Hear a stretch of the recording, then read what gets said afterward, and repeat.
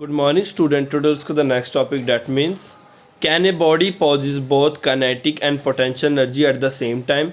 तो previous lecture में बेटा हमने एग्ज़ाम से पहले मैंने आपको कराया था पोटेंशियल एनर्जी, ठीक है बेटा, उसके रिगार्डिंग डेरिवेशन और इसका यूनिट, ठीक है. आज हमने करना है क्या सेम बॉडी किनेटिक और पोटेंशियल एनर्जी दोनों पोजेस कर सकता है, मतलब सेम बॉडी में दोनों चीज़ प्रेजेंट हो सकता है. तो इसका आंसर है बेटा यस.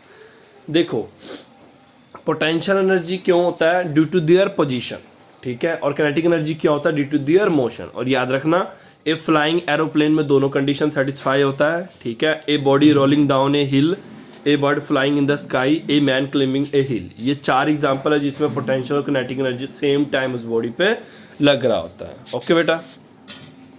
नेक्स्ट है बेटा न्यूमेरिकल 5.3. ये भी हमने करना है. इसमें क्या है? If you apply 1 joule energy to the lift a book, मतलब एक बुक का बेटा उसका वेट है 0.5 kg, ठीक है. उसको उठाने के लिए मैं कितनी एनर्जी यूज़ कर रहा हूँ? 1 जॉल. यानी कि बेटा इसमें क्या है?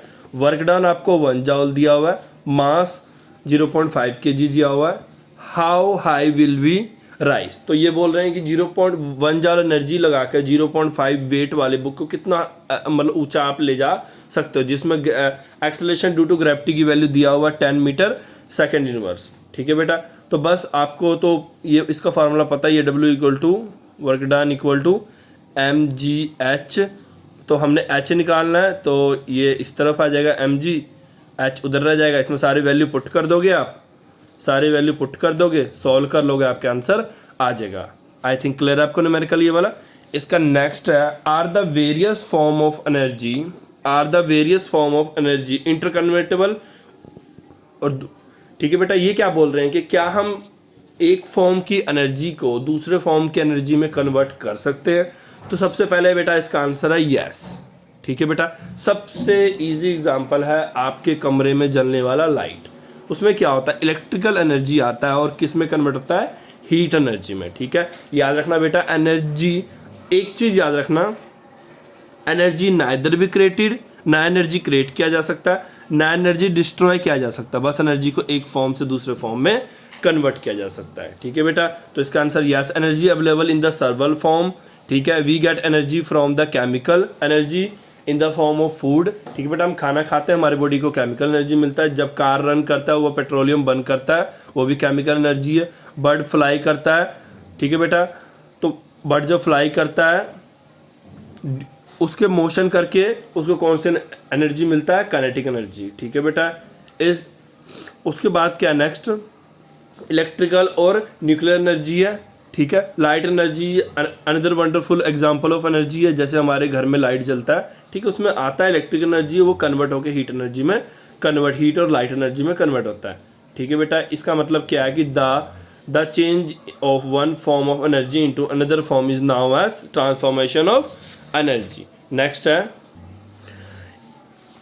एनर्जी ट्रांसफॉर्मेशन का एक और छोटा सा एग्जांपल है. जैसे कि आप बम जलाते हो दिवाली या किसी और मैरिज पार्टी एक्सेट्रा कभी भी, तो आप देखते हो जब आप चलाते हो उसमें क्या होता है? बम के अंदर क्या होता है? केमिकल. जब वो जलता है तो उसमें से हीट निकलता है, लाइट निकलता है, साउंड निकलता है, ठीक है बेटा. वो भी एक फॉर्म की एनर्जी दूसरे फॉर्म में चेंज करता है. उसके बाद नेक्स्ट क्वेश्चन है what kind of energy transformation take place when a body fall from certain height. जब किसी बॉडी को एक सर्टन हाइट से हम नीचे की तरफ फेंकते हैं तो किस टाइप का एनर्जी? अब देखो बेटा एक चीज़ आपको याद होगा, पोटेंशियल एनर्जी किस करके होता है? Due to its position. इसका मतलब क्या है कि अगर मान लो एक पेंसिल यहाँ पड़ा हुआ है गिरने से पहले, ठीक है. अगर एक पेंसिल यहाँ पड़ा हुआ है, इसका मतलब इसमें पोटेंशियल एनर्जी क्या है? मैक्सिमम है, ठीक है. ध्यान से सुनो कि एक पेंसिल है यहाँ पे, ये देखो ये पेंसिल है यहाँ पे, ये गिरने से पहले मान लो ये पेंसिल यहाँ पे रेस्ट में, ये पोजीशन हाइट पे है, ठीक है. ये यहाँ पे इसके पोटेंशियल एनर्जी मैक्सिमम है. पर जैसे ही मैं इसको छोड़ूंगा और ये नीचे गिरना शुरू करेगा, इसका मतलब पोटेंशियल एनर्जी कमता जाएगा और काइनेटिक एनर्जी बढ़ता जाएगा. काइनेटिक एनर्जी क्यों होता है? Due to its motion. इसका मतलब क्या है? यहाँ पे जहाँ जब ये रेस्ट था और यहाँ पे जब ये यहाँ पे फॉल कर गया, यहाँ स्ट्राइक कर गया, यहाँ रेस्ट आ गया, यहाँ और इस पोजीशन में पोटेंशियल एनर्जी मैक्सिमम है. और इन बिटवीन यहाँ से गिरने के बाद यहाँ पहुँचने से पहले इन बिटवीन कौन सा मैक्सिमम है? काइनेटिक एनर्जी मैक्सिमम है. क्लियर है मेरी बात? बेटा ये वर्ड जो मैंने अभी लाइंस बोले इनको समझने के लिए पहले आपको काइनेटिक और पोटेंशियल एनर्जी की नॉलेज होनी चाहिए, ठीक है। काइनेटिक एनर्जी तभी मैक्सिमम होगा जब बॉडी क्या होगा, मोशन में होगा, okay. When a body fall from a certain height it loses potential energy और गेन काइनेटिक एनर्जी, ठीक है। दस when a body fall from a certain height it's potential energy किस में चेंज होगा, काइनेटिक। इसका मतलब मैंने क्या बोला, जब बॉडी एक हाइट पे थी, ठीक है, यहाँ पे रेस्ट में, तो इसकी पोटेंशियल एनर्जी थी इसमें, पर जैसे ही मैंने छोड़ा तो पोटेंशियल एनर्जी कम होता गया, काइनेटिक एनर्जी बढ़ता गया जब तक वो मोशन में। जैसे वो जमीन पर स्ट्राइक किया दोबारा पोटेंशियल एनर्जी बढ़ने लग पड़ा, काइनेटिक एनर्जी घटने लग पड़ा, ठीक है बेटा। जो मैंने अभी आपको बोला है ना वही लाइन नीचे लिखा हुआ है, ओके। इसके बाद नेक्स्ट है what kind of energy transformation take place जब हम बैन बॉडी थ्रो अप, जब हम बॉडी को मैं क्या करूं, नीचे से ऊपर फेंकूंगा। अब एक चीज ध्यान रखना, आपने क्या करना, आपने सबने कभी ना कभी बैट बॉल या तो टॉस होते देखा ही होगा मैच में। अब देखो एक कॉइन को हाथ में लेके वो उसको स्पिन करते हैं, ऊपर की तरफ फेंकते हैं, ठीक है, फिर वो स्पिन करते हैं ऊपर जाता है वापस आता है। इसका मतलब क्या है कि जब हम कॉइन को ऊपर की तरफ थ्रो करते हैं, ठीक है बेटा, वो स्पिन करते करते ऊपर जाता है और एक हाइट पर जाके फिर वो नीचे आने लग पड़ता है। आपको एक चीज़ मैं बेटा बता दूं साइंस में कि जब जिस हाइट पर जाके वो नीचे आना शुरू होता है उस हाइट को मानते हैं कि उस हाइट पर जाके वो कुछ मतलब सेकंड तो नहीं कह सकते, सेकंड के कुछ हिस्से के लिए वो रुकता है।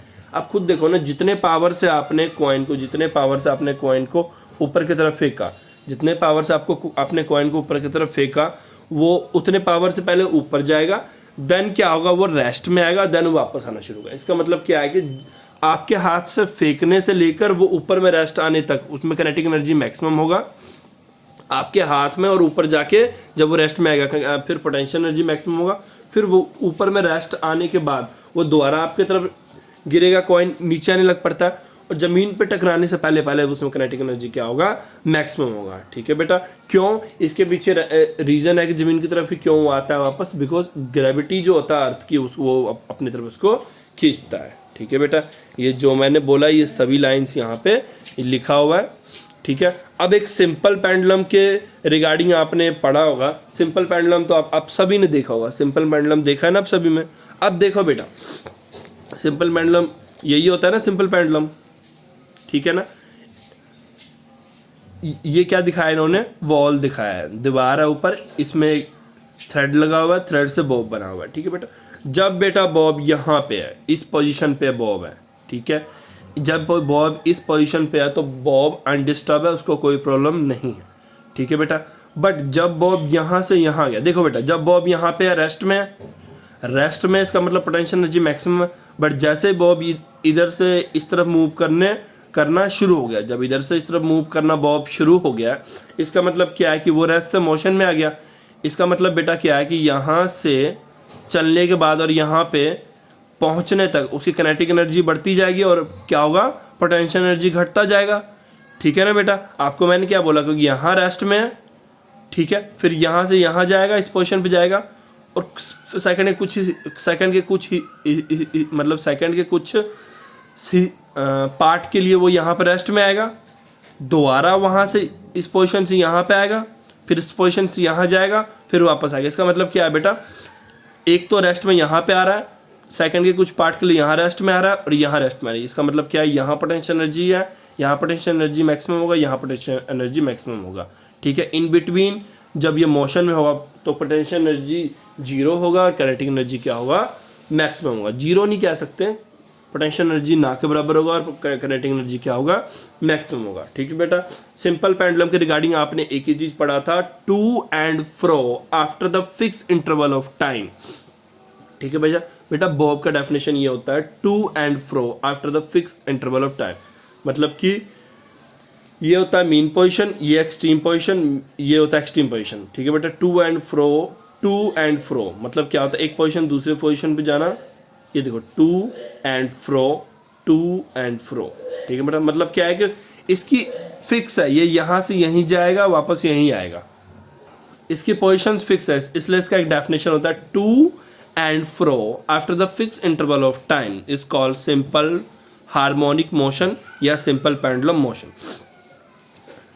ठीक है बेटा।